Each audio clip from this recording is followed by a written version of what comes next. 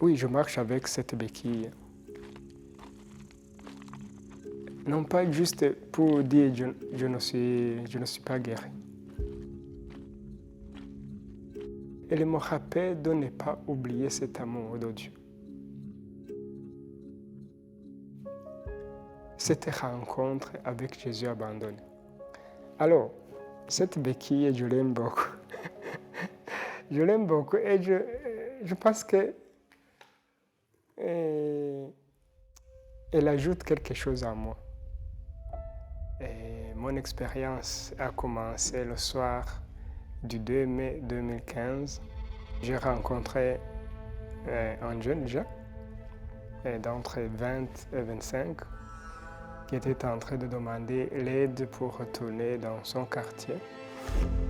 Et j'ai senti que le quartier était dangereux pour un jeune à ce temps-là, puisqu'en 2015, il y avait les manifestations dans son quartier.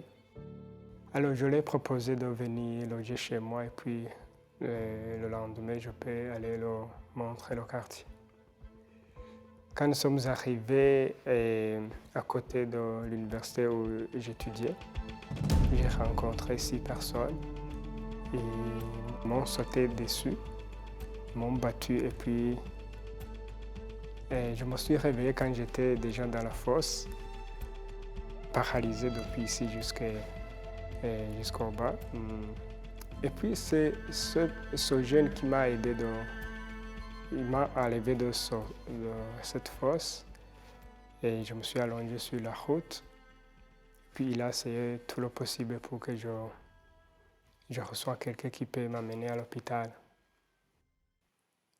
Pendant la nuit, allongé sur le Boulanka, donc pendant la nuit, je me suis souvenu de la méditation de Kiara, quand elle parlait de Jésus abandonné. Et quand le prêtre a demandé Kiara, quand est-ce que Jésus a souffert beaucoup? Kiara a répondu dans le jardin de Gethsémani, mais le prêtre lui a dit non, c'était sur la croix. Alors, la méditation a suscité en moi, je dirais, un sentiment que je ne peux pas comprendre. Alors, à partir de ce moment, j'ai eu la joie que je ne peux pas moi-même exprimer. Alors, j'ai commencé à vivre ce moment présent au Burundi et après 2 semaines, je me suis transféré au Rwanda. J'ai vraiment rencontré Jésus. Je dirais physiquement. Je me souviens, j'ai quitté le Burundi le 12 mai 2015 et puis le 13 le matin, on a fermé les frontières. Et si je n'allais pas quitter le Burundi le 12, j'allais rester au Burundi. Et on a découvert que j'ai eu, je dirais, un sérieux accident. Alors, il y avait une urgence d'une opération. Et le docteur m'a dit, il faut que vous cherchiez de l'argent. Quand j'étais à Bujumbura, il y avait les jeunes qui ont venu me visiter, le Focolare aussi. Ils ont commencé à penser qu'est-ce qu'on peut faire. Ils ont lancé cet communiqué qu'il y a un jeune Burundais qui a eu un accident alors qu'il a besoin d'une opération urgente. Alors les jeunes ont commencé à contribuer, les jeunes de tout le monde, et les jeunes de partout. Alors le jour après l'opération, le docteur m'a dit, Jean-Paul, il est venu me voir, il m'a dit, Jean-Paul, alors, tu peux continuer la physiothérapie et on va t'aider à t'asseoir sur la chaise roulante. Et je me suis dit non. Comment? Et j'ai dit non, c'est pas possible. Dans mon cœur, je lui ai dit non, docteur, je vais marcher. Et quand tu fais la physiothérapie, la douleur augmente. Au lieu de se réduire, elle augmente.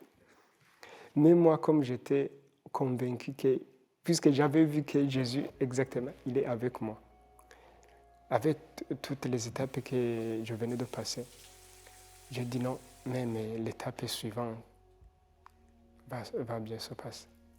Alors, comme ça, étape par étape, jusqu'à ce que je marche avec un seul béquille. Avec cette expérience de guérison, je peux dire que c'est le résultat de l'amour et de l'unité. On sait que Dieu est amour.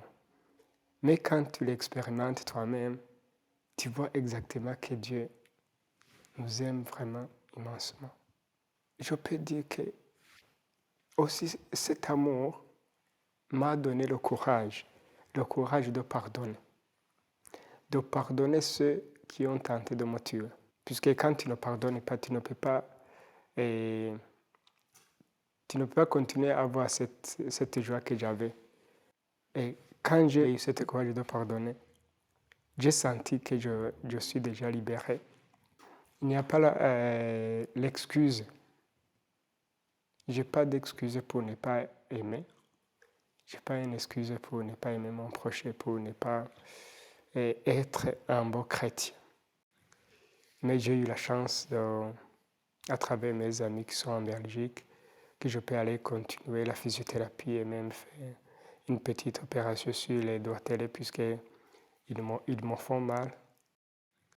Même avant mon accident, j'étais en train de faire la génie civile. En Ouganda, j'ai terminé la génie civile. Alors après les études, c'est de chercher de l'emploi et puis continuer à l'avant sur ma vocation de mariage peut-être, je pense bien. Mais quand quelqu'un me voit avec cette béquille, il a le courage de me dire, Jean-Paul, qu'est-ce qui s'est passé? Alors j'ai le temps de lui parler cet amour de Dieu.